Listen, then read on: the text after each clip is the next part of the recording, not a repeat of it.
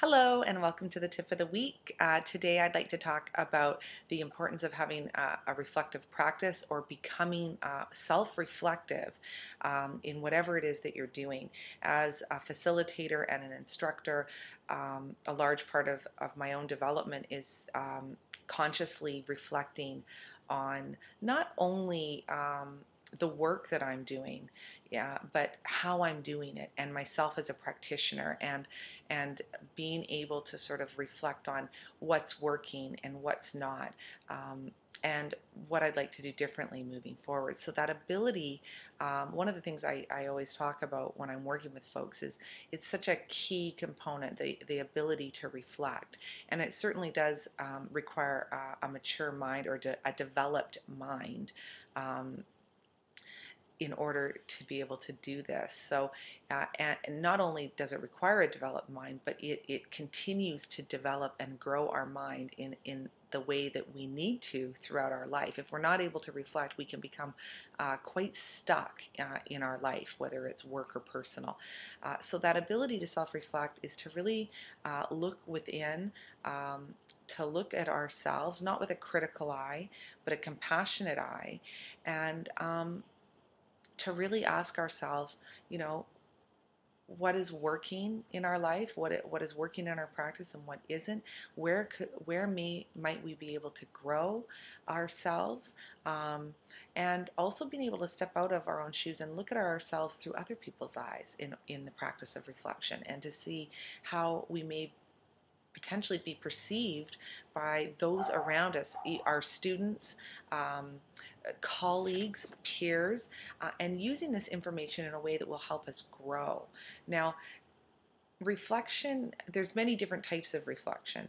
I'm talking right now about reflecting on past things that have happened in the past and using past experiences and learnings to grow as a person. But as we become more and more masterful at the art of reflection, we're able to reflect in action. And if you're a leader, if you're any sort of practitioner in the helping profession, that means that in the moment when things come up and things shift gears or the unexpected happens, that we have the ability to go inside and almost instantaneously reflect on the situation and make a different choice so that we can alter the course of our action.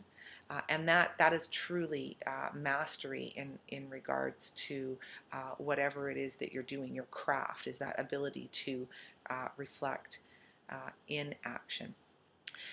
One of the things that I always tell folks is when we're able to reflect, we are able to increase our own self-awareness, and we're able to make different choices. And when we're able to make different choices, we feel empowered. It's as simple as that.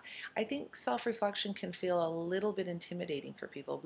It's very difficult, especially if we've grown up in a highly critical environment, an environment where we didn't feel very secure, or perhaps where we weren't acknowledged as being special and unique. Self-reflection can feel a little bit scary. It can feel like we're looking at the things that are negative, or it can feel like a negative process. But it really is, the purpose of reflection is to improve and to become better and to become more masterful. And if we can't look at where we are making mistakes or failing, then we can't work on those things. I just recently learned in a course that I'm taking that children who have attachment problems, that haven't grown up very securely, feeling loved and special by their primary caregivers, will tend to not do as well in school, because when they get their paper back, they won't even look at the things that are marked incorrectly. It's too wounding for them. They can't bear it, and so they won't even look at it, and so the learning stops and they stay stuck.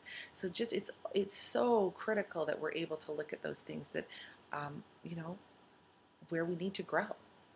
So there's a small exercise attached with some questions, and I would just encourage you to reflect, especially in your relationships. It's that ability to be in a relationship with someone, get to that edge of unknown in the relationship, not knowing where to go. Perhaps it's a conflict or a challenge that's happening, and just being able to reflect on what you might do differently. What worked in the past, what didn't work in the past, what have you read, what have you seen, what have you heard, and integrating that. That's how we integrate. So have a great week and talk to you next week.